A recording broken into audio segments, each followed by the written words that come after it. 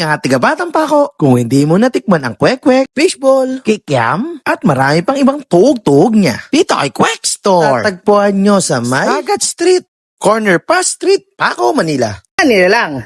Tikman na natin to. Ito yung kwek-kwekan ni Kuya rito. Since elementary pa ako, kumakain na ako sa kanya. Mahaba. Buhay na buhay pa. Tingnan natin kung pares pa rin yung lasa. Ako may maangang konti lang ko eh. Yung mahang. Ito lahat. Yung isa wala. Alin ito.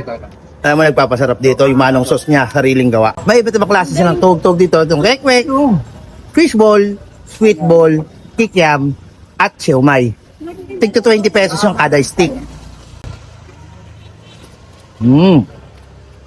Tap. Ulit ang kwek-kwek niya palagi. Pag tumadaan ako rito, palagi ako bumibili.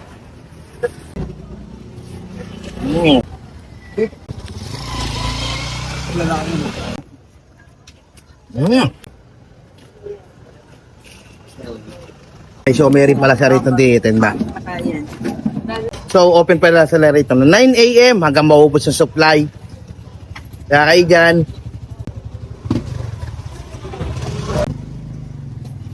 Di ka tigapatampa ako kung hindi mo to kilala. Dayuhin nyo na to.